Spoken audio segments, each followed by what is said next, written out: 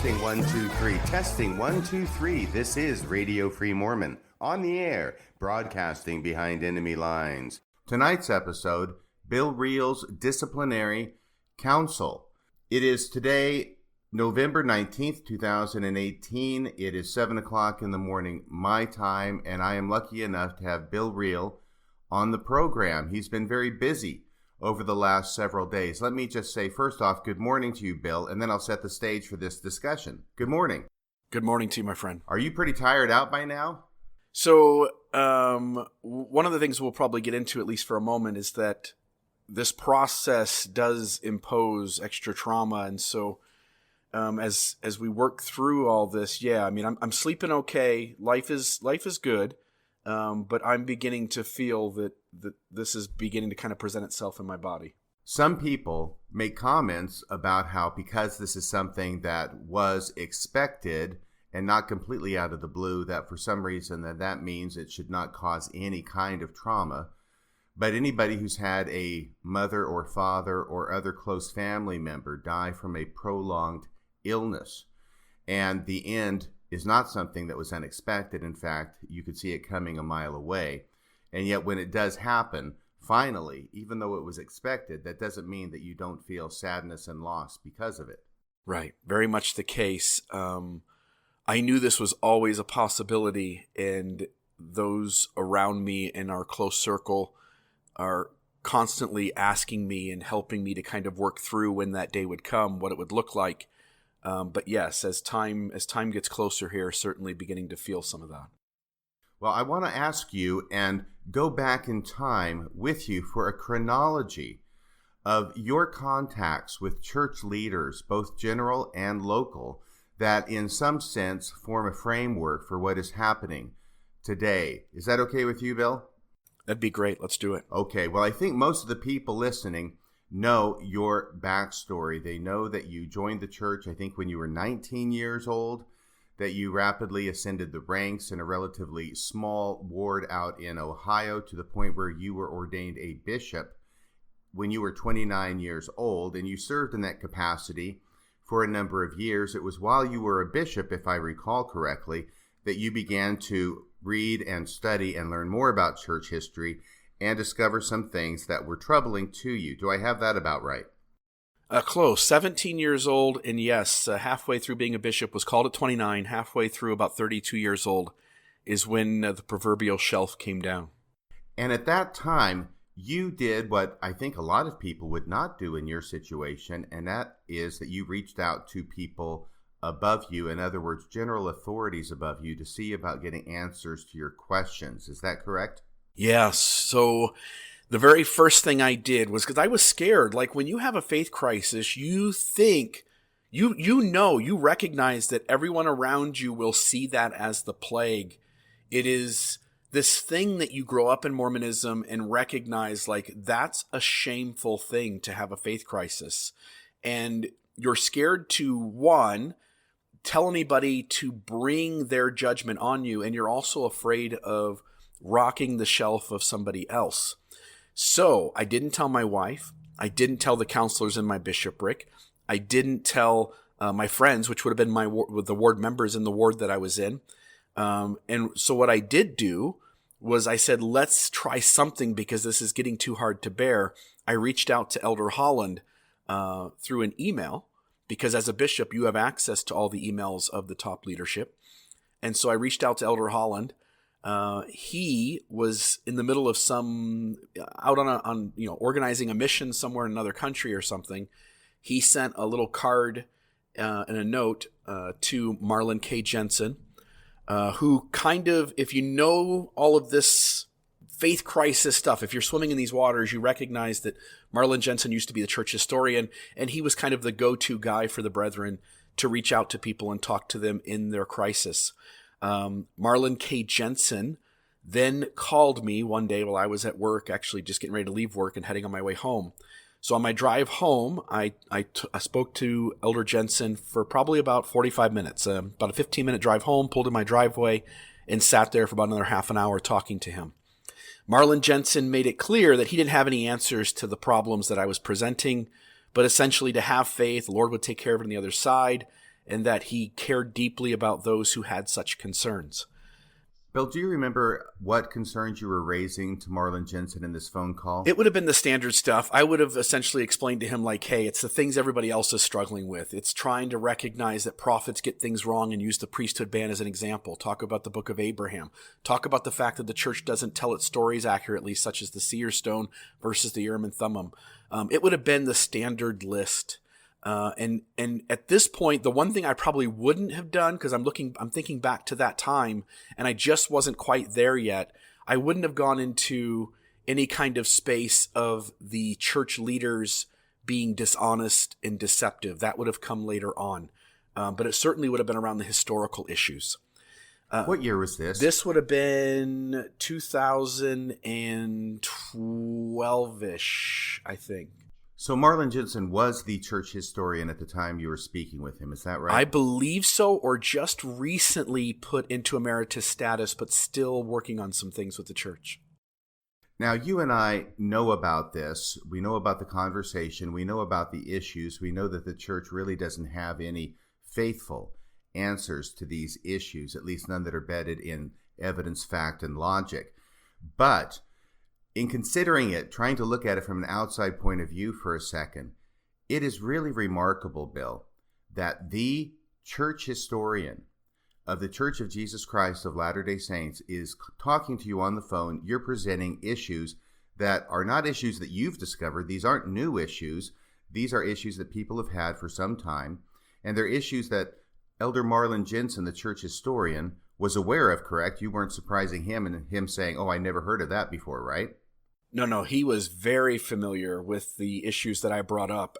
My guess is at that point, he'd already spoken to 100 people in crisis, including John Dolan and others, who were, well aware enough of these issues, at least on the surface, to name them and present the basic problem, that this wasn't new to him. This wasn't something he's like, oh, wait, let me look into that. It was, I know what you're talking about, and we don't have answers.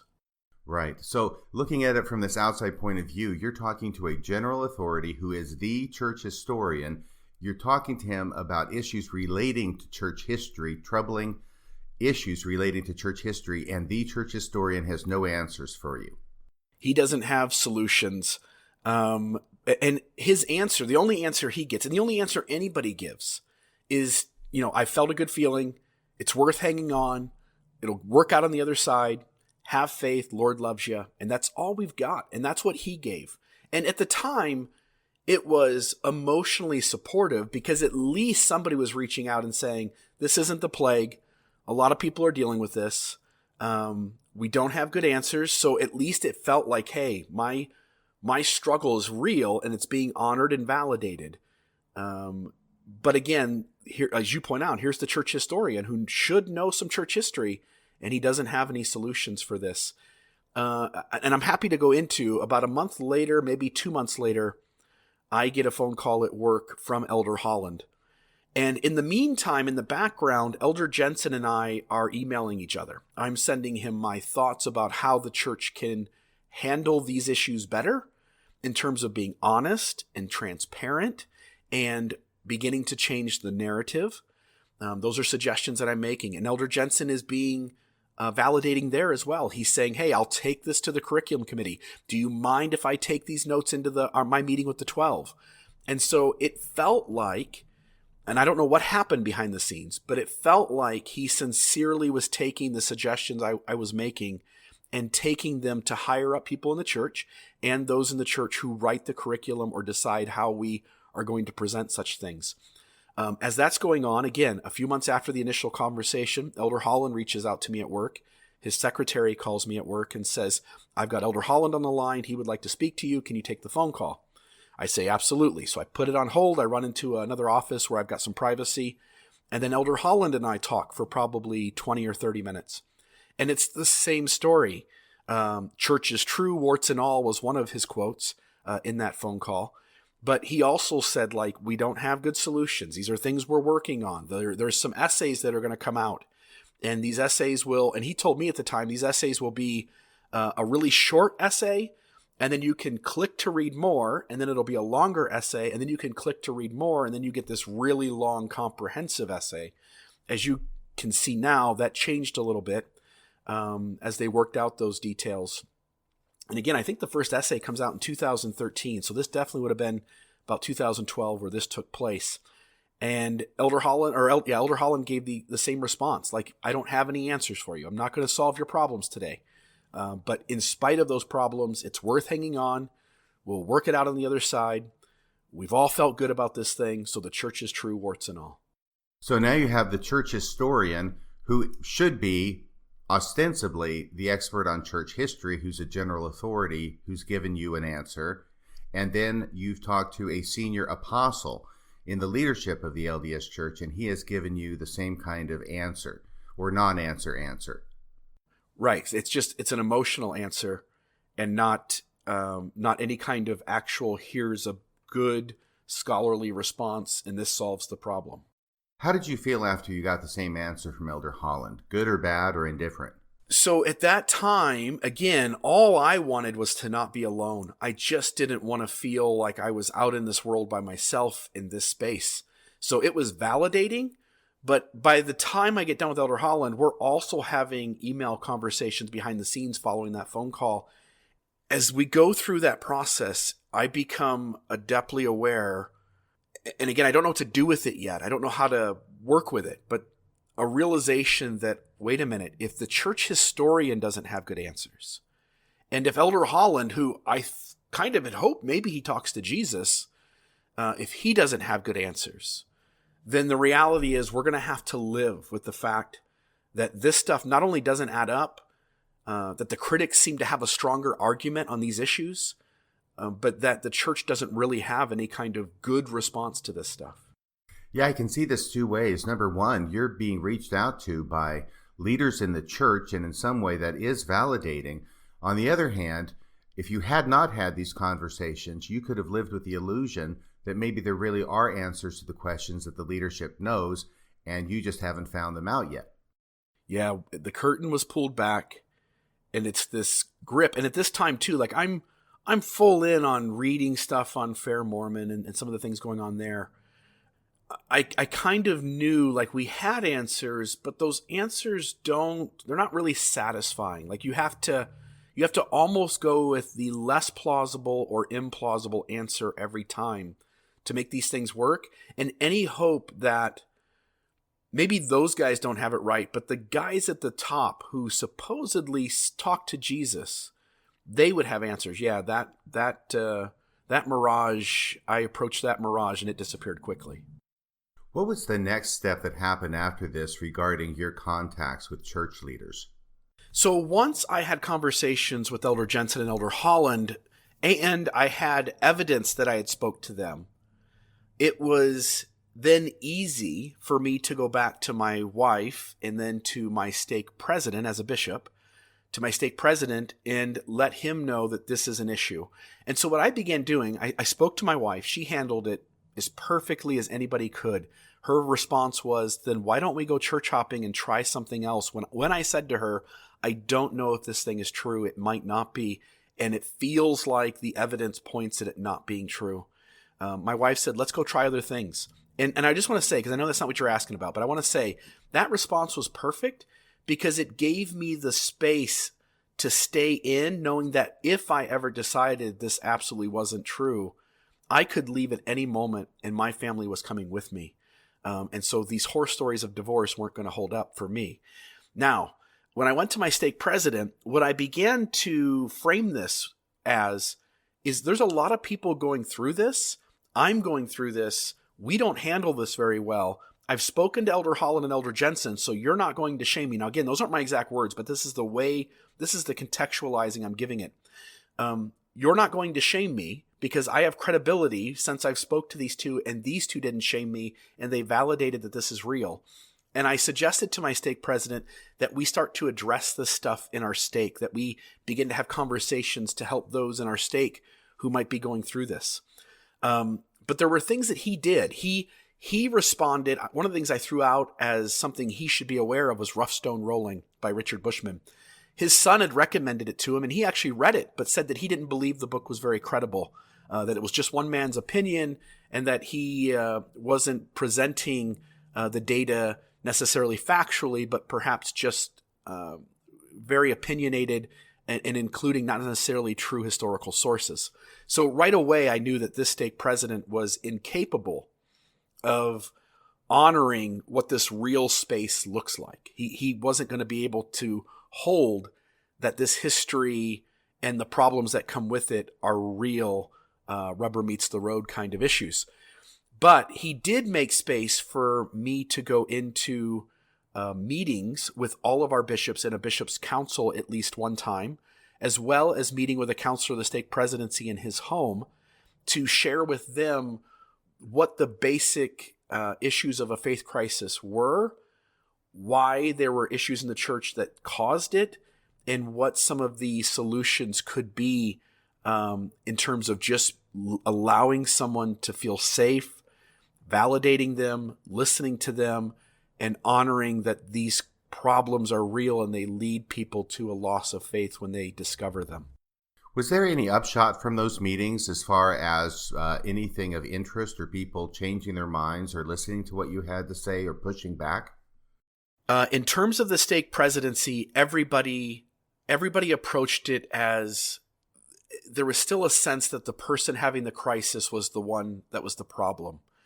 But luckily, there was some good responses too. There were bishops in that bishop's council, and one specifically, but there were 3 or 4 bishops who acknowledged that they were either struggling with this issue themselves, which was 2 of them, and then 2 other bishops said that they had members in their ward who were having a faith crisis, and they found the training session extremely helpful.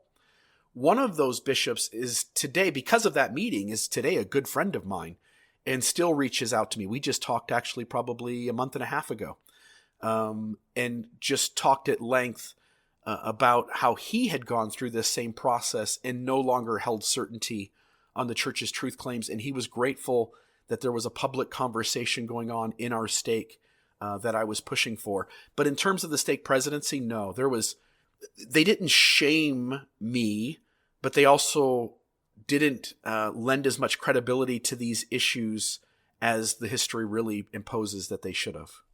So here we've got a stake presidency, and this is in Ohio, correct? Yeah, this is Cleveland, Ohio.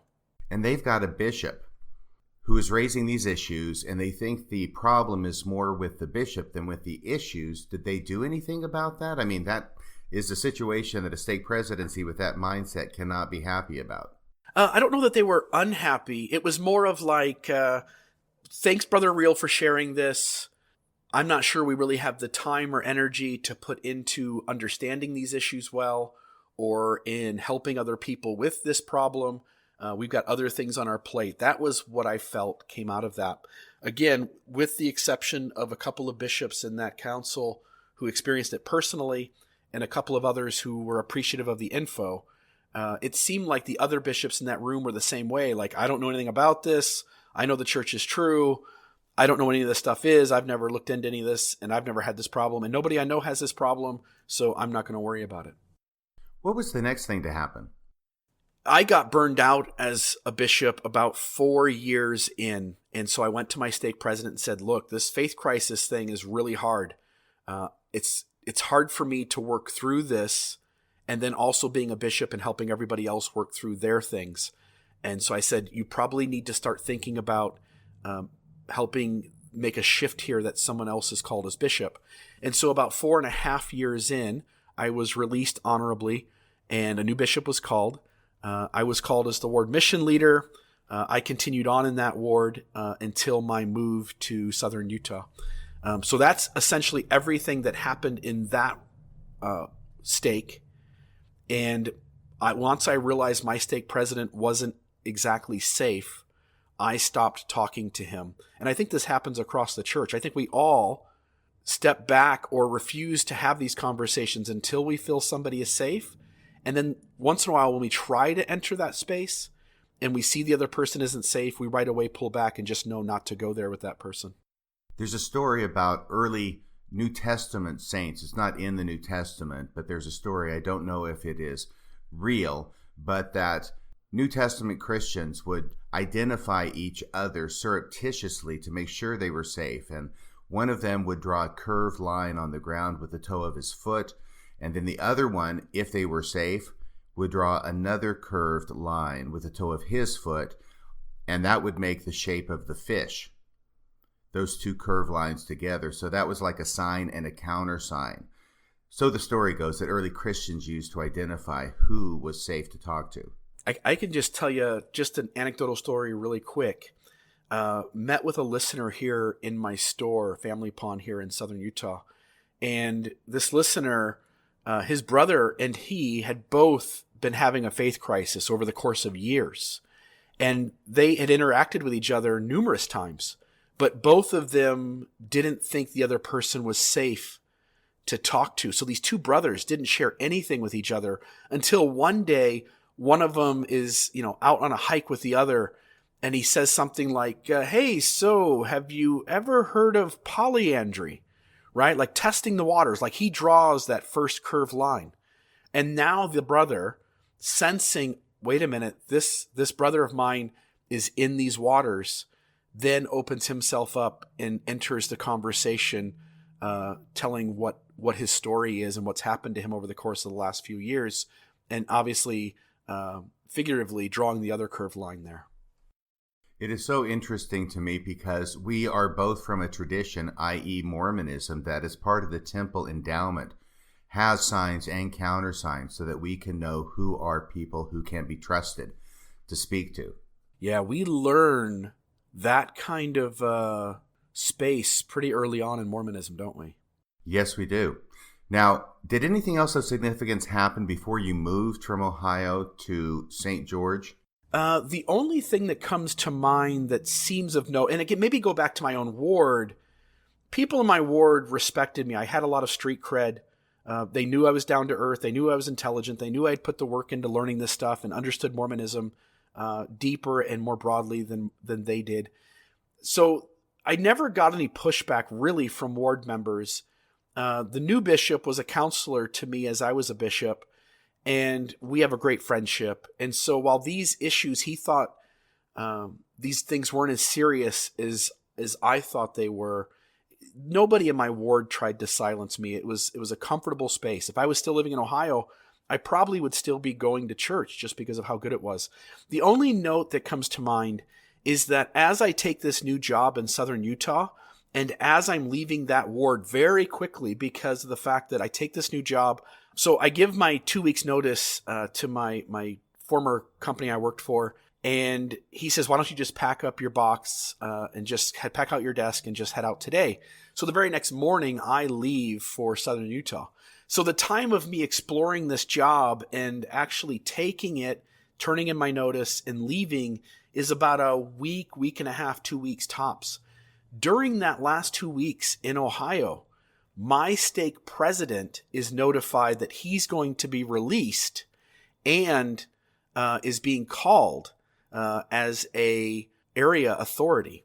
Now, I don't know if that means anything. I don't know if there's any connection there at all, but simply to take the stake president of this guy who's now got a podcast, he's had a faith crisis, he's reaching out to general authorities, for that guy to be called as an area authority at least makes me wonder what kind of conversations went behind the scenes. But again, that may be nothing. I'm not a conspiracy theorist, but at least note that occurred. But that was essentially it for my old ward and stake back in Ohio. Okay, so tell us about your move. And when did you move to St. George? So this would have been 3.5 years ago. I'm trying to think offhand. I think it was November of 2014 where I meet the owner of the company, and it's 2015 then, probably March, when I head here to southern Utah to St. George. And when I move here, I moved to a ward in Santa Clara, and the ward it's a good ward, good people. I'm attending. I'm no longer fully literal in my belief.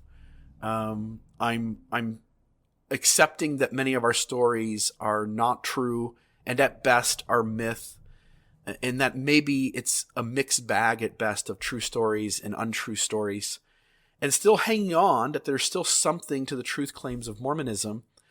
And this ward, I serve as a ward missionary in the ward, and at times filled in the role of an assistant ward mission leader. The ward mission leader would have me go to meetings when he couldn't go. And that was the capacity I served in. The bishop, when I got there, was released very soon after I got there. I think that was already in the works anyway. It has nothing to do with me. New bishop is called. He was a counselor in the bishopric. He's a good guy.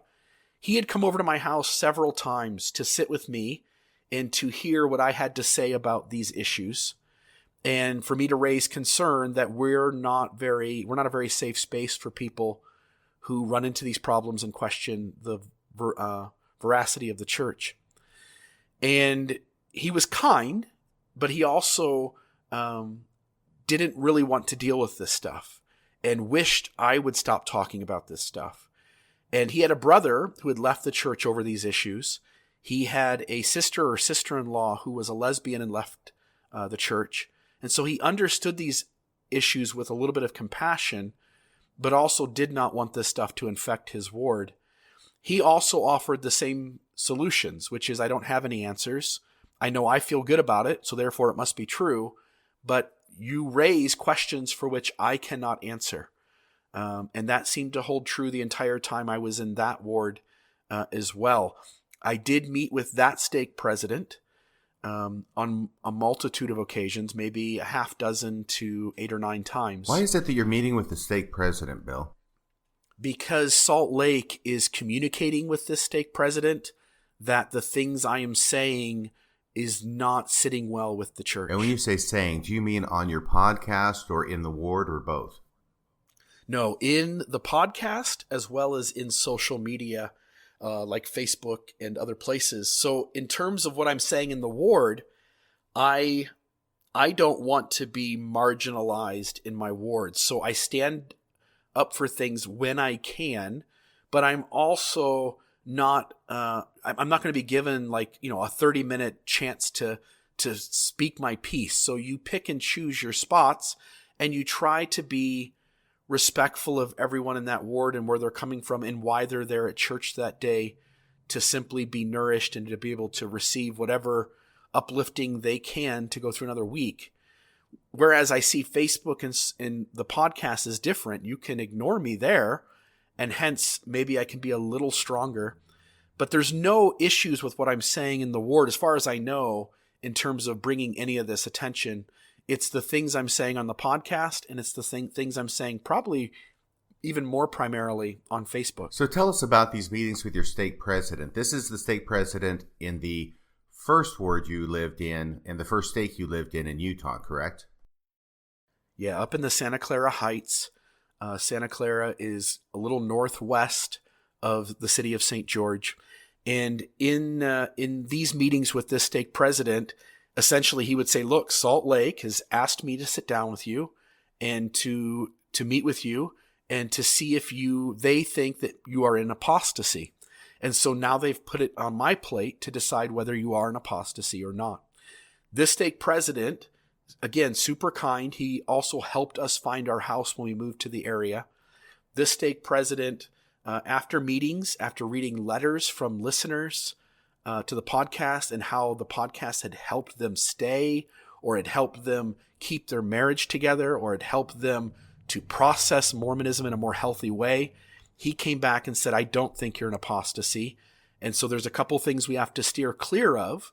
But otherwise, I don't have a problem here, and you can kind of keep doing what you're doing if you can just kind of stay away from these things. Those things. What were those things, Yeah, Bill? Those things are criticizing leaders, which, as you know, RFM, is impossible to stay away from when you recognize the unhealthiness of the things they're saying and doing.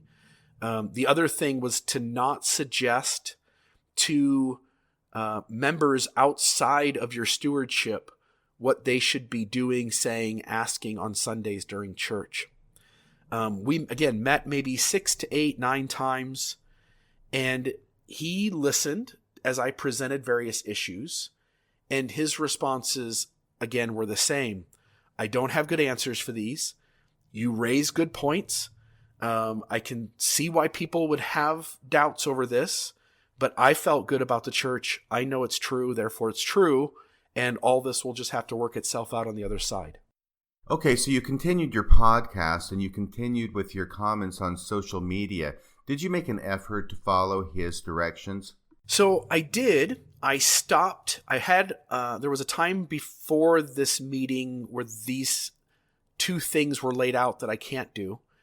And one of the things that I was doing was putting a post up on Facebook every week around what the lesson was in Sunday school across the church, and said, this lesson's great. These are the kinds of questions and things you could raise.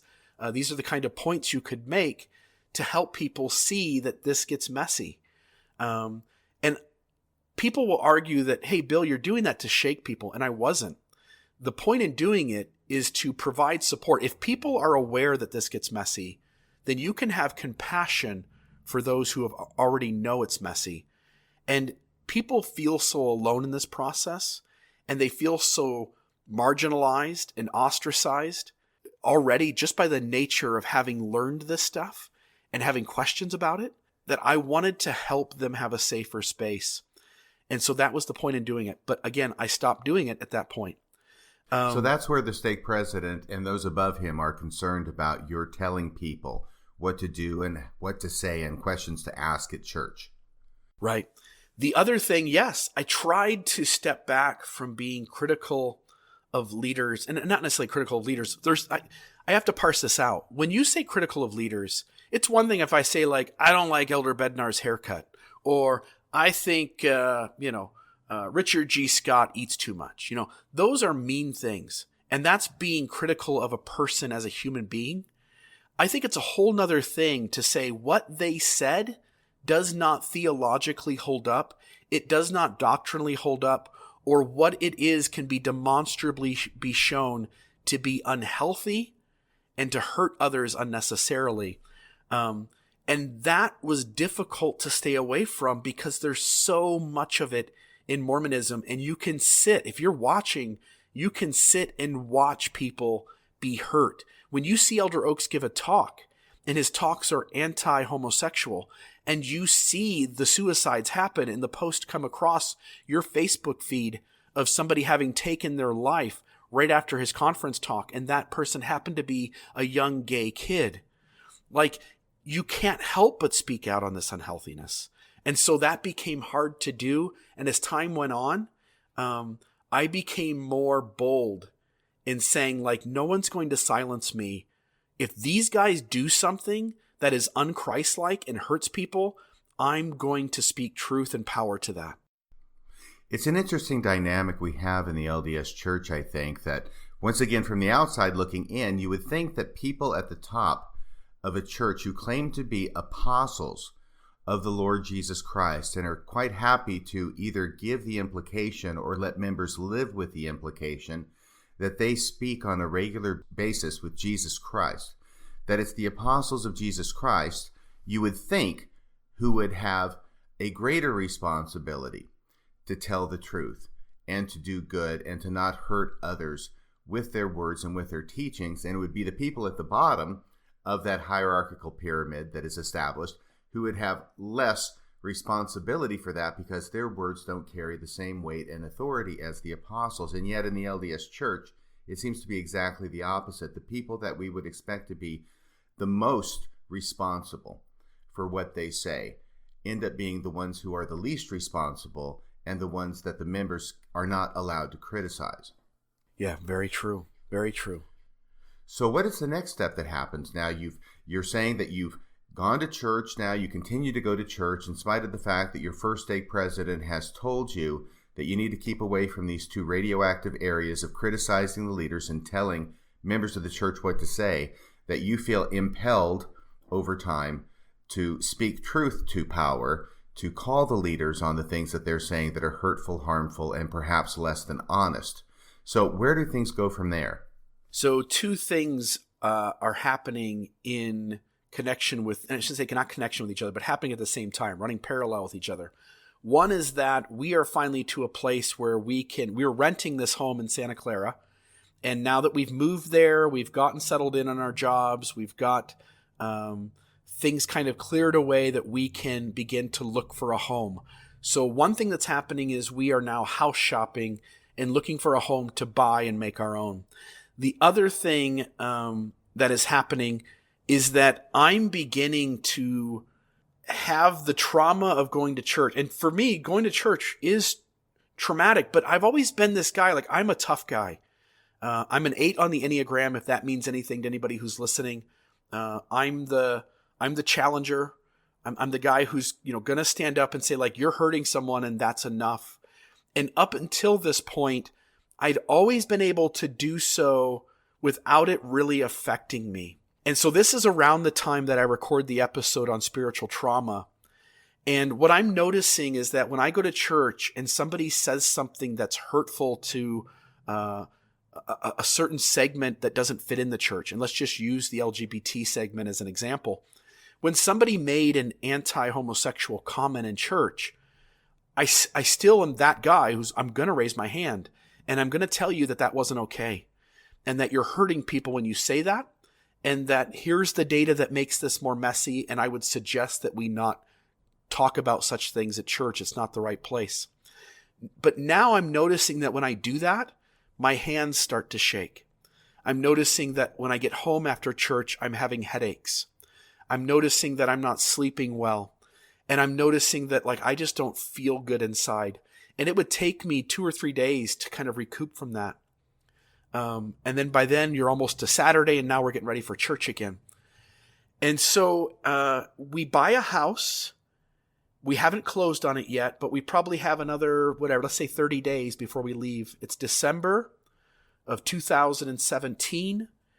And one morning on Sunday, I look over at my wife, and usually I'm the person in our house who says yeah, I know the kids don't really want to go, and I know that you're deep down frustrated with this thing and you don't really want to be there, but I want to go. And if you guys are willing to go, let's go. And I would, and maybe even more than that, I'm the guy who's saying kids, you got to go to sacrament. You can go home after that.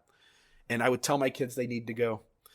And I roll over this Sunday in December, and I look over at my wife and I say, I can't go anymore. I'm done. I can't go. It's not healthy for me to be there. I'm not making the difference that I hope to make, which is to make a safe space for people who are going through this. It's not even safe for me to be there. And so I can't do this anymore. And we hadn't been back since then. So we stopped going to church, and we buy this home. And so 30 days later, we move into this house. When we move in, I reach out to my new bishop and my new stake president. And I say, hey, just so you know, I'm Bill Reel. Here's what I do. Here's what I say. Here's the kinds of things I talk about. Unless I knew that your ward and stake were safe places to be, I'm highly doubtful that I would be showing up for that. But you at least need to know that I'm a public voice, and you deserve a heads up that I'm now on your radar in terms of Salt Lake is probably going to be calling you and letting you know that I'm doing these things outside of church. And the bishop stops by one time with a tin of cookies. We weren't home at the time. We were supposed to be there, but we were on the way back from a trip in Henderson, Nevada. And there's just one road kind of coming back into Santa Clara that we took that some traffic, it must have been an accident or something. Traffic was stopped for a bit. And so we didn't get back home in time to meet with him. He has never tried to meet with us again, other than coming with the stake president one time to our home, which I'll talk about in a moment. But I reached out to the stake president as well, never got any kind of response from him. He was released soon after, and a new stake president was called. The new stake president, who is the stake president that I'm now interacting with in the present moment over these disciplinary proceedings, it took him about 4 months of being the new stake president before he reached out to me and said, okay, Salt Lake's been calling me every month, telling me that I need to meet with you, and I just keep putting it off. And so now I'm ready. Can you give us a time frame for that? So we moved into our house. We took ownership of the home in January probably got fully moved in sometime around February. So now we're talking March, April, May, June of this year, when the stake president and I sit down kind of for the first time to have a conversation. Okay, and this is stake president Carnevale, right? That's him. Right, and I know that you are reluctant to mention his name, but given that he has signed a letter to you for your disciplinary council, which we'll get to here presently, and given the fact that he has conducted himself less than honorably in the contents of that letter, I have no compunction whatsoever about mentioning his name, which anybody could figure out if they just wanted to look up the stake in the church directory. So President Carnevale contacts you now after about 4 months of being prompted by the leaders of the church in Salt Lake City to meet with you to do something about you, and you meet with him, and the first time you meet with him is maybe May or June of this year, 2018? Yeah. Yep. Tell us about that. So in this meeting, again, compassionate. It feels like he's being kind. He comes to my home, and he brings the bishop of the ward with him. I express to him what my concerns are. I had laid out on Facebook about 20 questions that I think point directly at the fact that nobody can answer any of these issues. And it walks people right into the logic of, oh my goodness, I cannot give a good response to that. He said he wasn't going to address those questions, not going to answer those because there weren't good answers. That's his quote, not mine. He expressed that Salt Lake was communicating with him every month, telling him what had happened in the last 30 days that has caused them concern enough to reach out and call him. He made it clear that my post on Facebook about Elder Holland being a liar was not sitting well with the church at the top. Even though he acknowledged when I shared with him what was said and what the facts were around it, and he said he had some time to sit with it, that he also thought that it appeared Elder Holland was lying, and he couldn't figure out why Elder Holland would need to lie about such a thing. In that meeting, he said, there's no way we can answer any of this stuff, but I have a testimony. I feel good about this thing. And so I know it's true. And hence none of this stuff really matters to me. I'm not a guy who's going to allow the data, the history to shape whether I have a testimony or not, that I have these faith promoting experiences over the course of my life. And so I'm going to believe. And the bishop of the ward, if I can just say one thing, he was less empathetic and less concerned about really validating that there was any issue here. And I could even see, and again, there were other people in this house at the time we're having this meeting. My wife was there. A couple of friends of ours were over as well during this meeting. And you could see that the stake president was giving looks to the bishop, and I took those as he was hoping the bishop would be more empathetic, more validating in his articulation of his side of the conversation. That meeting ended with essentially, you are at risk. You can do a few things. You could resign. That's one of your choices. You could stop being so vocal publicly. Or this is going to end with you being excommunicated. Those are your three choices. And so that meeting ended with me telling him I'm not going to stop doing what I'm doing, and I'm not going to resign. And so you're going to need to figure out with Salt Lake what you do from there.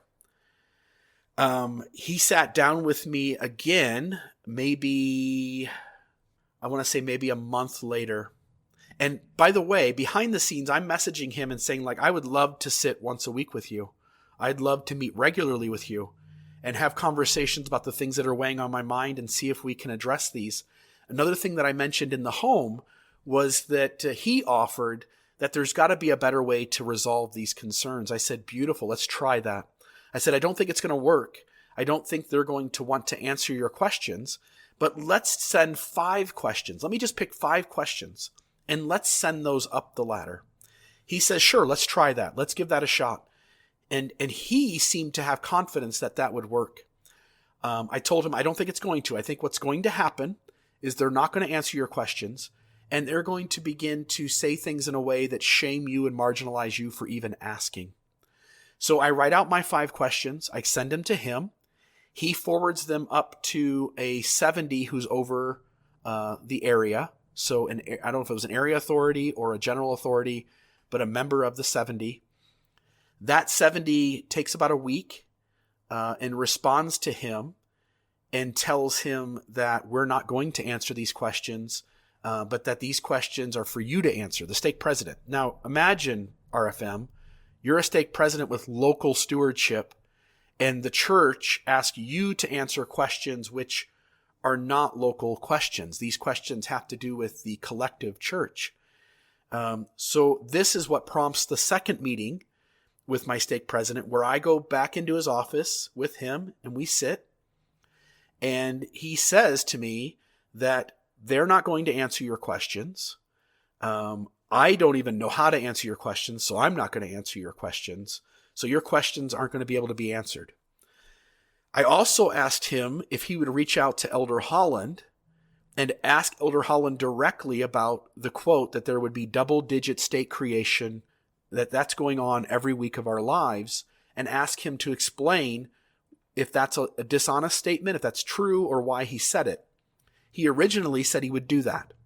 When we met on this second meeting, he then informed me that he had thought again about it and was not going to send that question on to Elder Holland and wasn't going to proceed that way, which already tells me that whatever happened during that month, that he got some type of instruction from higher up that now made him feel shameful for even asking such a thing to somebody higher than him. He now knew it was no longer safe to ask those things. In this second meeting, he also acknowledged again that it appeared that Elder Holland was lying and that he didn't know why that was happening.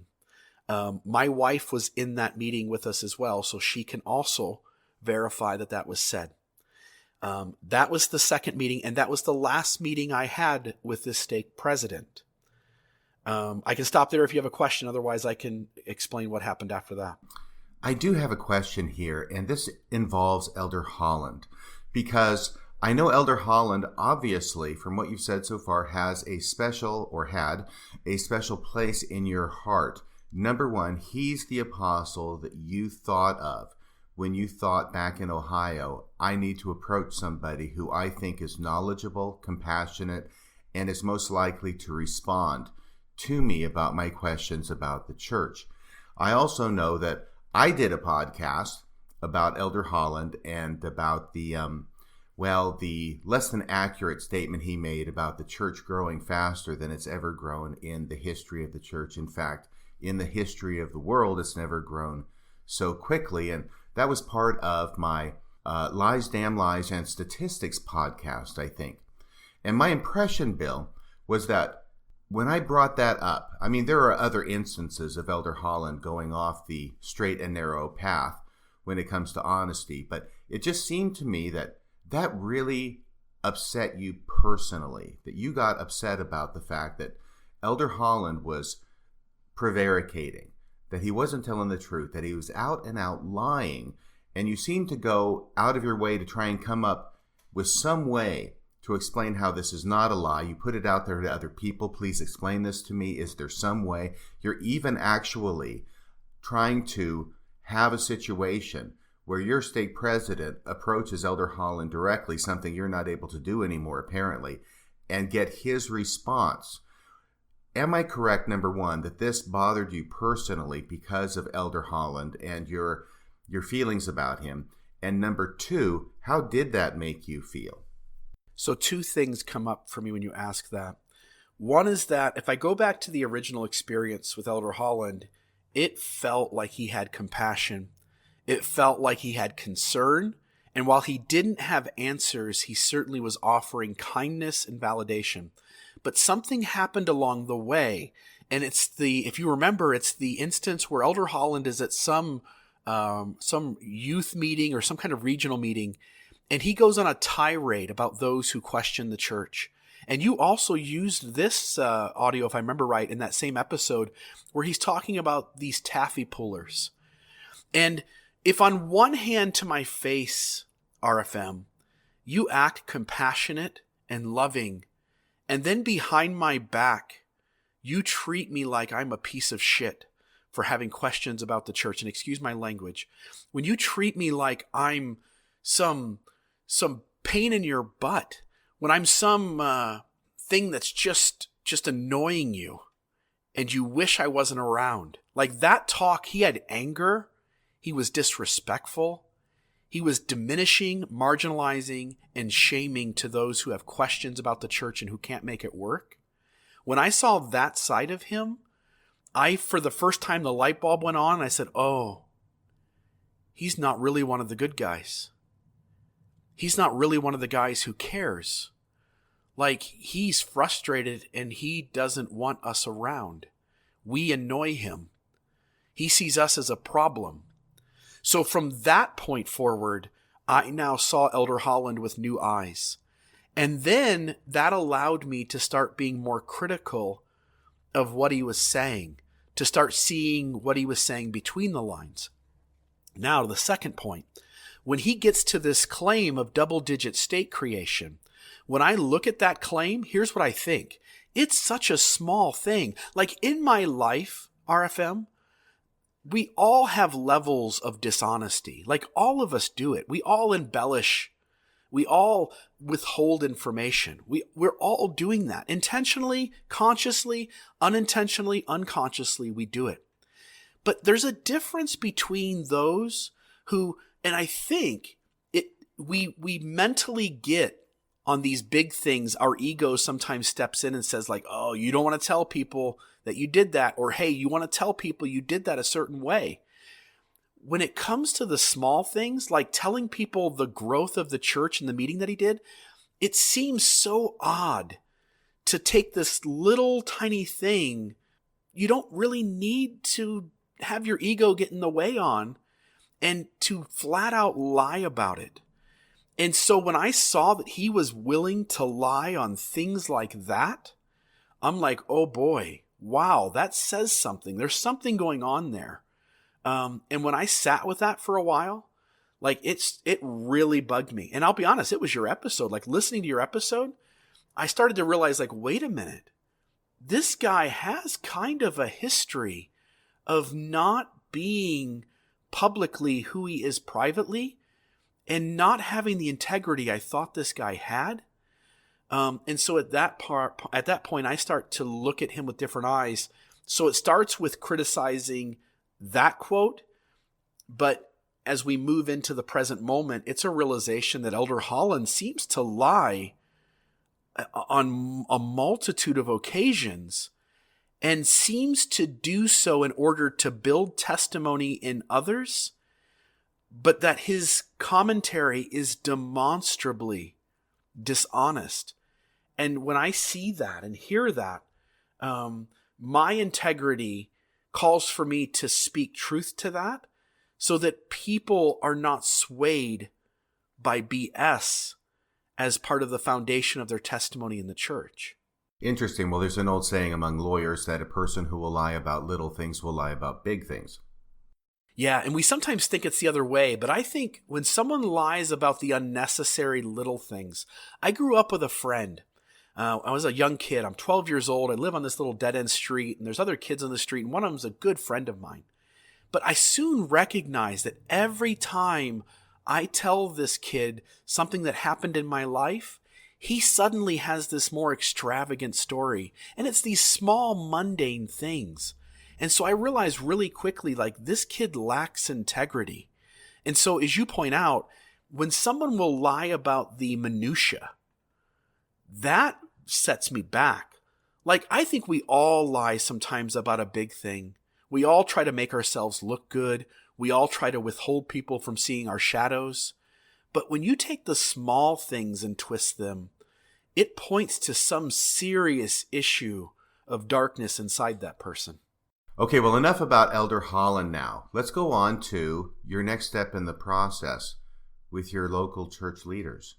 So I meet with my stake president those 2 times. And then recently, this Elder Holland episode, Liar, Liar, Pants on Fire, which goes into 5 specific instances in which Elder Holland lies, and it's demonstrable. Like, you have his audio, you have the data, you've got the facts, and it is like unquestionable that he's lying at least on 3 or 4 of these 5 occasions, and almost certainly on all 5. That episode had been sitting in the premium feed for a while because I knew that if I released this was going to be the episode that was going to bring this disciplinary process almost assuredly, even though what I was saying was true. So I finally released this episode, and I get an email from my stake president that essentially says, "Hey, Bill, I'd like to meet with you again." Can I back you up there for just a second, Sure, Bill? please. You know that this episode, Liar, Liar, Pants on Fire, is waiting to go public. It's already premium, but it's waiting to go public. When it goes public, you are confident that the people who are monitoring you in Salt Lake City are going to know about it, correct? Right. There's no doubt that the Strengthening Church Members Committee still exists, and that my stake president receives reports from them on the things that I say and do. Okay, and you have the ability to take it out of the queue so it doesn't go public, correct? So, yes, it's premium. I can make it public at any moment. I'm holding it back for an extended period of time as I am still sorting through my own feelings and trying to decide whether I want to be, whether I want to shine a light on Elder Holland's dishonesty at the risk of losing my membership in the church. And so that's the wrestle that's going on inside me over the course of a few months as that sits there. And ultimately, you make the decision to just let it go public and not remove it, correct? I'm not the person who lied. And people base their entire lives on this system. And I think people deserve to have the information to make wise choices about whether they should do that. And I knew I would be punished for pointing out his dishonesty.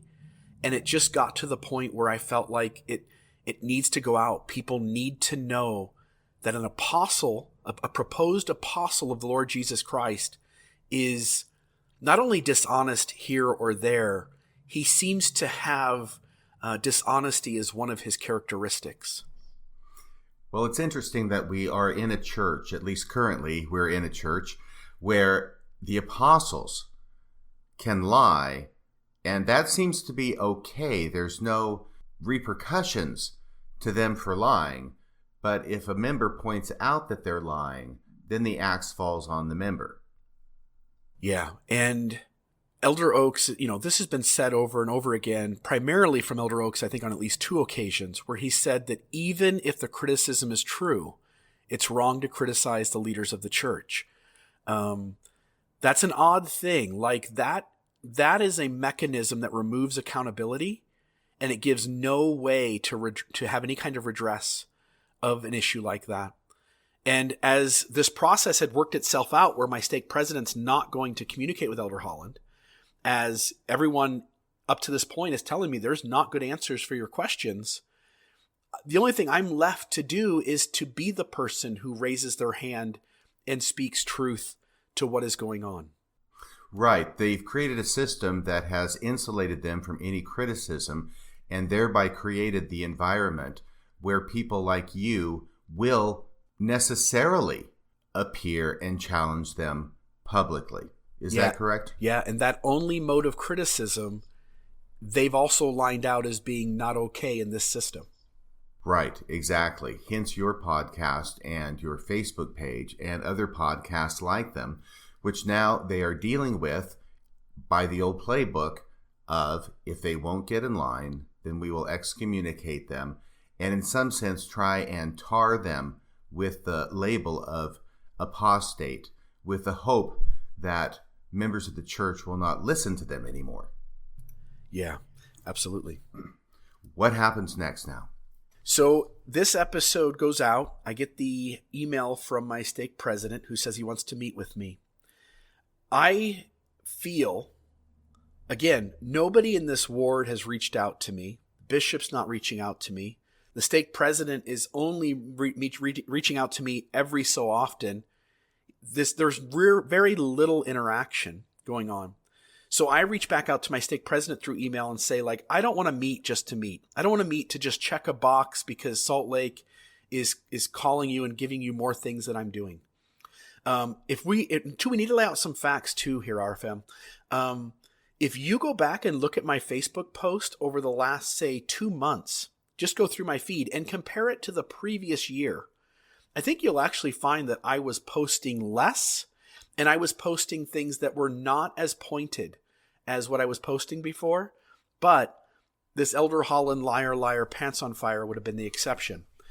Yeah, I would call that a big exception, Bill. It is. It's a big exception. But it comes into play when my stake president in the summons letter here shortly begins to say things that aren't actually true.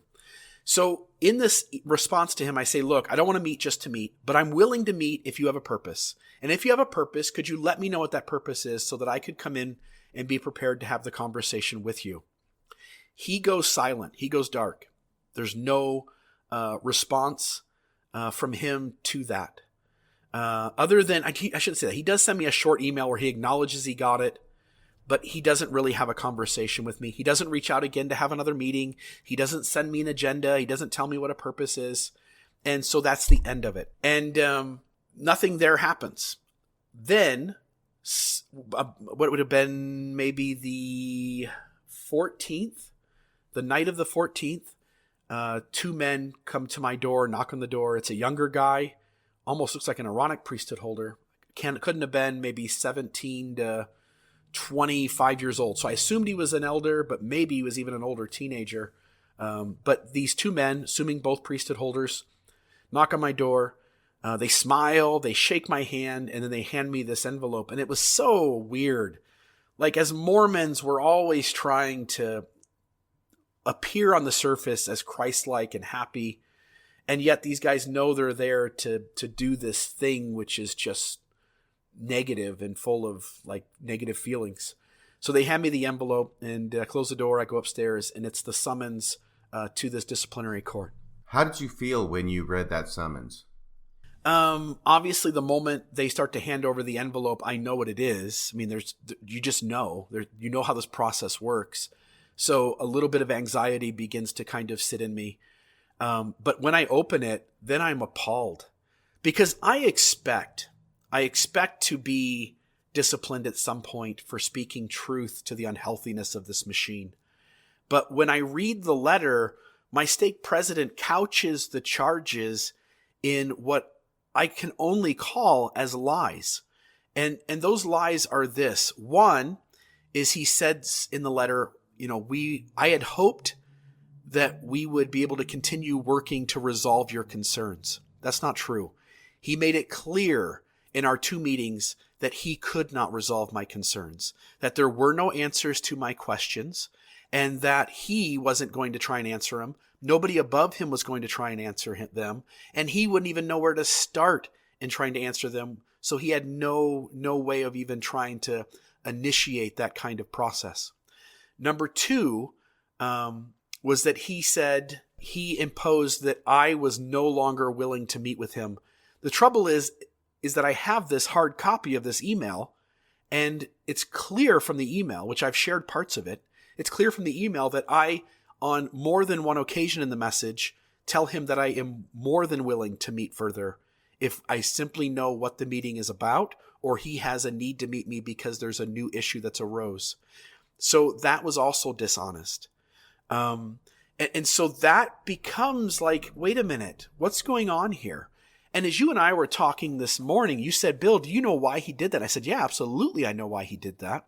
The whole reason for him to do that wasn't so that I would feel something when I read that. He knew he was being dishonest to me, but he did that so that Salt Lake would see him as having tried.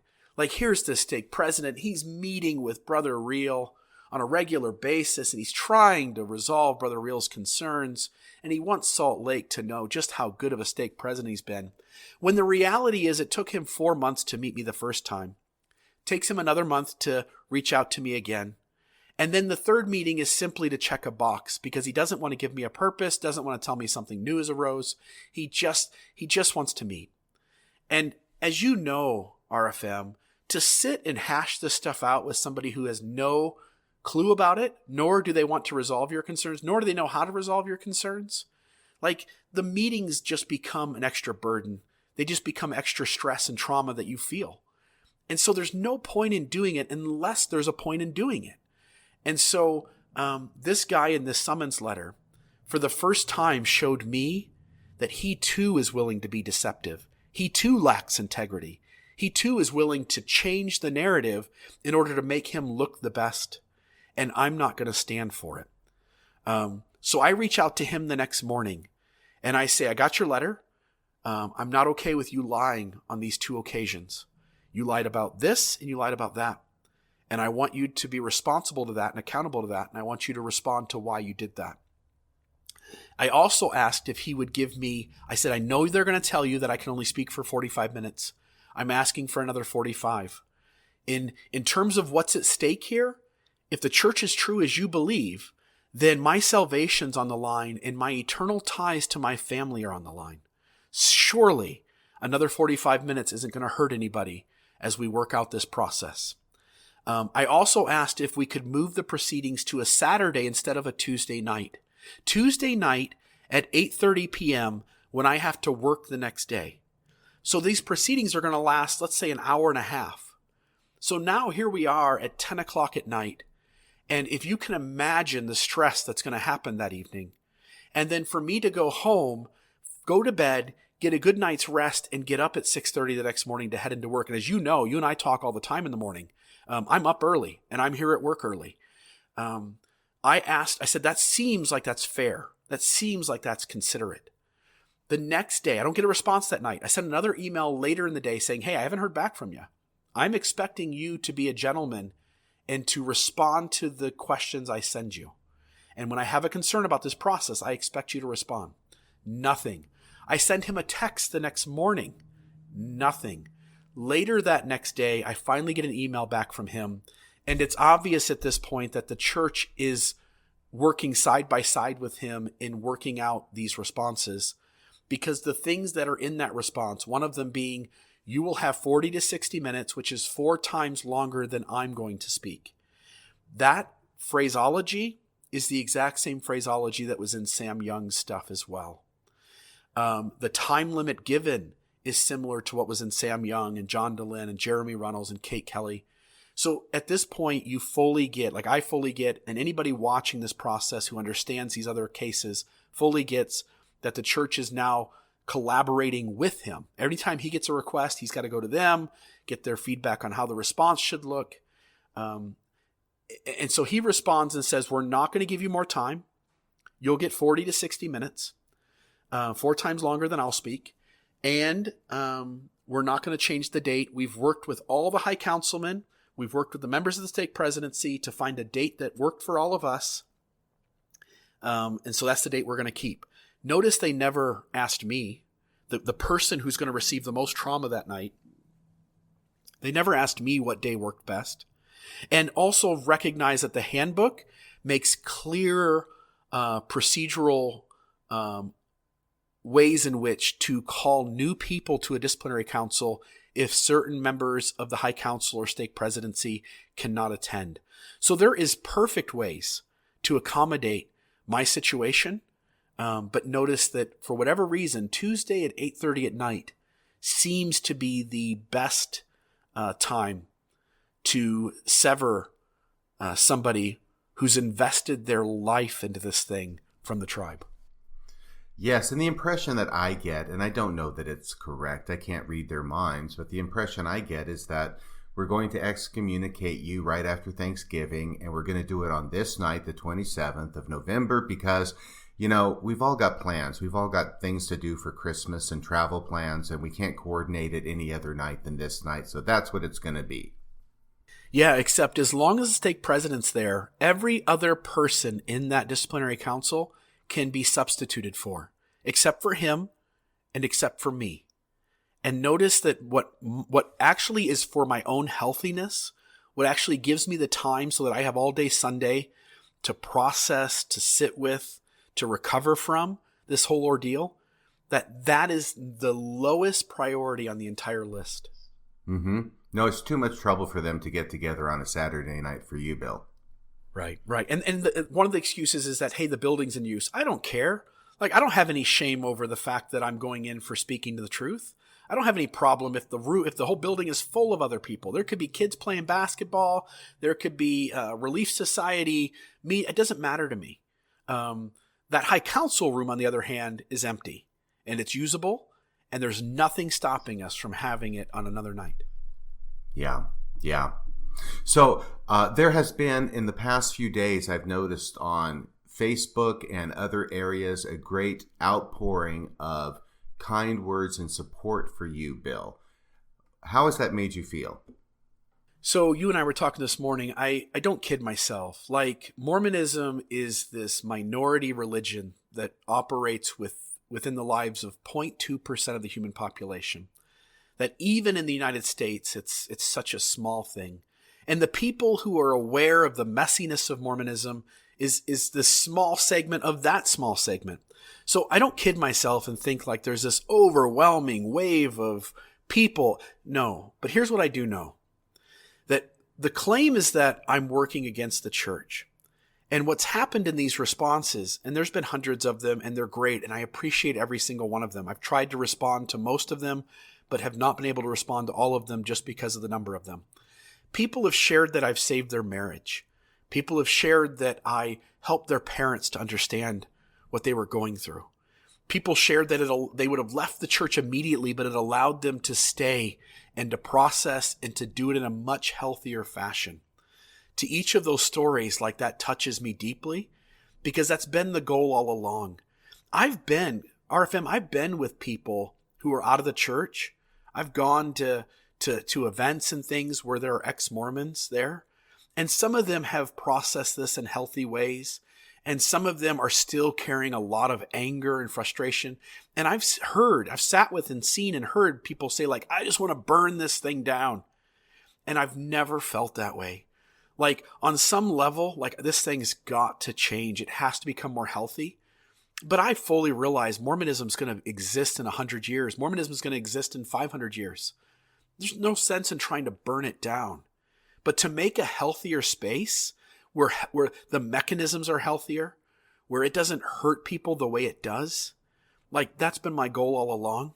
And to get the feedback from people that they've felt that and that it's worked that way for them has been deeply touching.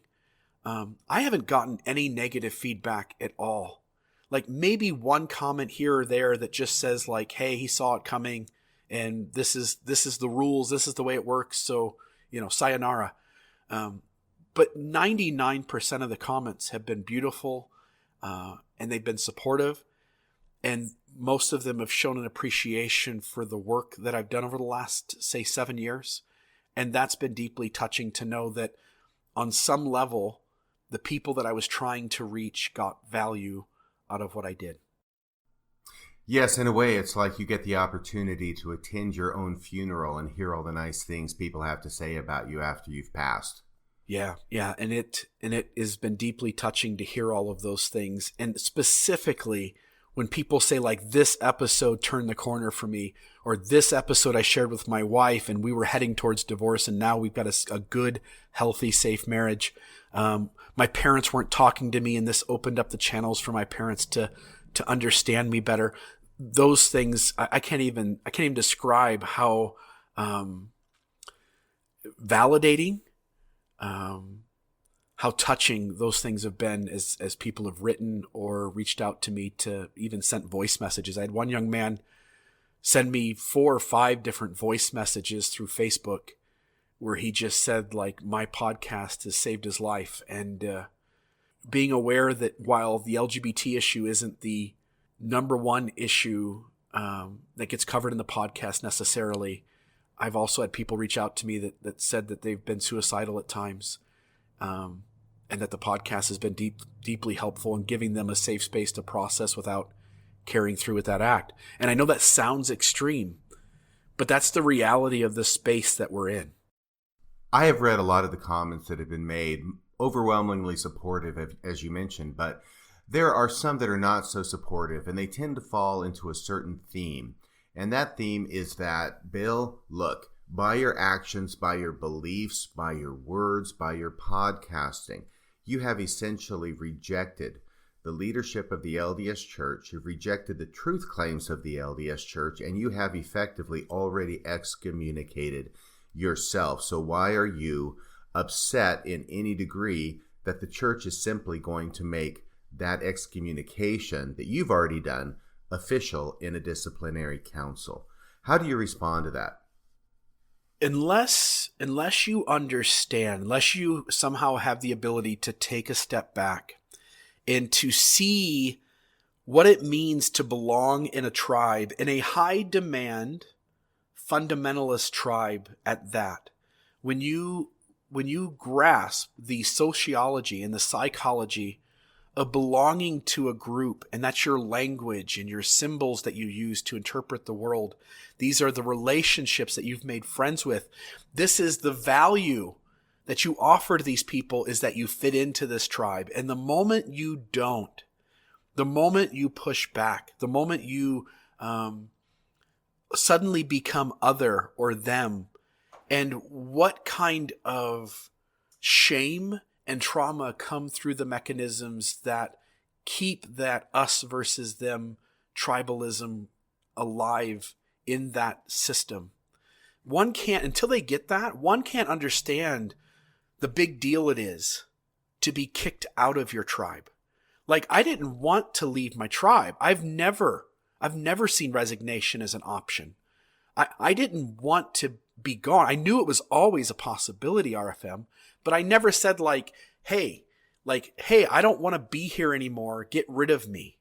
And certainly that occupies my thoughts at times. Like, you think man, this is too hard. Like, wouldn't it just be better to walk away? And yet I've always understood, even if I don't fit, even if I don't believe this thing literally, even if I'm pointing and shining a light on the dishonesty of the leaders or the falseness of the tribal narrative, I'm still Mormon. These are my people. This is how I learned to look at the world. It's like as if you went home one day and you told your family, who were all Republican, and you walked in the door and you said, "Hey, I've decided I'm going to be a Democrat." And your family just grabbed suitcases and packed up your stuff and set it outside the front door and said, "So long, goodbye." To be kicked out of your tribe is like being kicked out of your family. And you may not agree with everything. And you may see your father as abusive. You may see your mother as having shadows. You may see your sister as having a drug problem. You may perceive shadows in each of the members of your family, but you still love them. You still are proud to be a member of that family, even if it has its issues. And yet here's the family saying, "Sorry, you can't be one of us anymore." That hurts.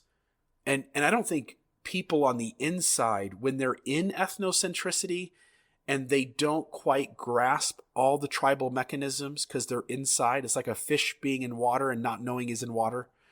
Until you sit outside of that perspective, until you can take the perspective of the other or the them and to see what those mechanisms look like, you can't even begin to grasp the severity of what it means to be excised from your tribe. I know we're running short on time, Bill, and thank you for that answer, but there's one other question I want to ask you in closing. It also has to do with comments that are made about your pending disciplinary council and what we presume to be excommunication as a fait accompli. There are a number of people who are encouraging you not to attend the disciplinary council, that this simply feeds into the church's idea that they have authority over you and that you should not attend, you should simply resign or resign at the beginning or something else like that. So my two-part question is, why is it that you are decided that you are going to attend this disciplinary council? And part two is, what do you hope to accomplish at the disciplinary council by attending? So, good questions.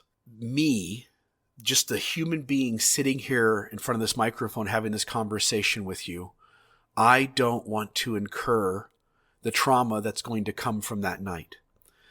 If it were just based on the health of my well-being, I would resign. I would simply just say, like, look, I see where this is heading. I don't have a chance. It's a foregone conclusion that they're excommunicating me. So let's just resign and avoid the hurt and the trauma and the shame and all the other things that are going to come with that process. But that's not the only factor. So there are other people who have gone through this and they have to be silent. Because if they speak up, they lose the relationships. I'm privileged, RFM. My wife's not going to leave me. My kids completely agree with me. My kids disconnected from this thing before I did. My wife is fully on board with where I'm at. My friends are fully on board with where I'm at. I'm a convert. My parents aren't members of the church. They see the church as doing something bad and barbaric and evil here. I don't face any loss of relationships. Even my in-laws who are members of the church, they're going to love me regardless. And they've done that thus far through this journey. So I'm privileged in that I can speak truth without having to incur damaged relationships. And there are others who don't have that privilege. And on some level, and again, I don't owe it to anybody. I get that. But on some level, I do owe it to them to walk into that room and to stand and speak truth. And while it comes with some infliction of trauma and harm and shame, it feels like it's the right thing to do. To stand and face these guys and to essentially say, look, this doesn't add up. These things are unhealthy.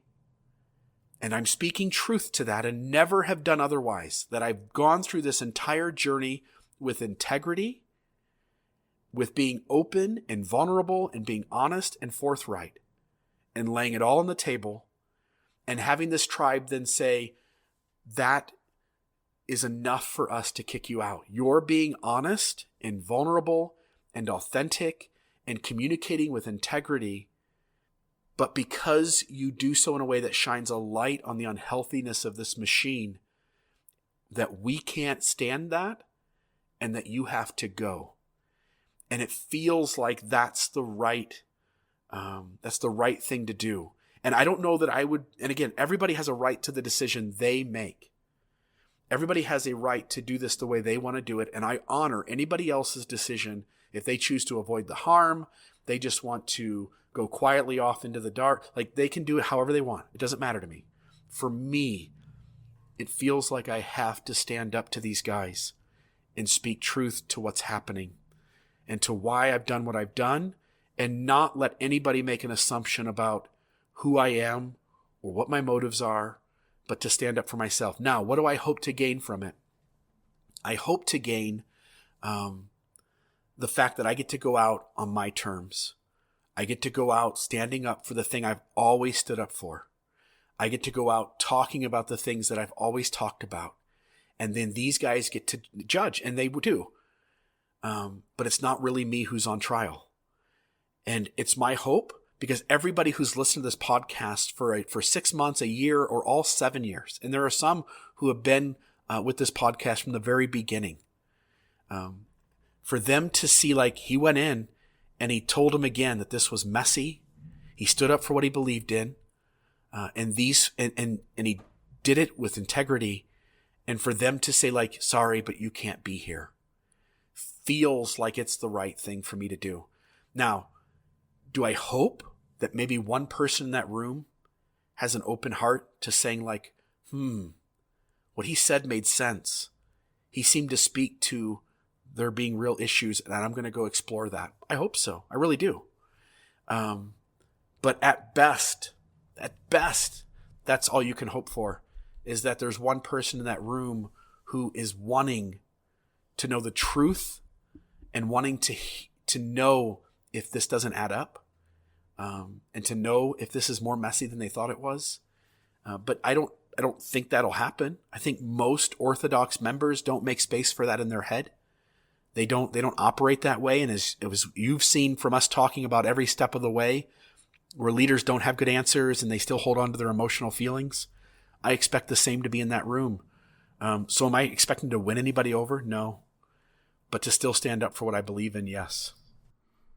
Okay. Well, I certainly wish you the best of luck at your disciplinary hearing, which my understanding is going to be held Tuesday, November 27th at 8:30 p.m. Now, do you want to give the address for that? So it is 446 East Mangum Road, Washington, Utah, 84780. 446 East Mangum, Mangum Road, Washington, Utah, 84780. It is just on the eastern side of St. George. It's the next town over, next city over. 8:30 p.m., which is insane on a Tuesday night. I expect there will be a number of people turning up to show support for you, Bill. Yeah, and I appreciate that. Again, I don't have any expectations of any of this, but I would simply say that for those who feel a need to show up and to support me and to support my family who are going through this right along with me, they're by my side, and this is traumatizing to them too. For those who are willing to be there and say like, hey, you've made a difference, that means the world to me. And so if anybody shows up, thank you. And if you can't, you don't, that's okay too. Like, I get it. I don't gain my perception of whether this was of worth or not by whether there are 10 people there or whether there's 2,000 people there. But if anybody's there to show their support, it is much appreciated. Well, speaking not only for myself, but for myself and for a lot of other people, your podcast has made a huge difference in my life, in my understanding, in my growing awareness, and also in my understanding of stages of faith, Bill. And I fully expect that your podcast, even after November 27th, will continue to make a big change in a lot of people's lives. That's about all for tonight. Until next time, this is Radio Free Mormon, signing off the air.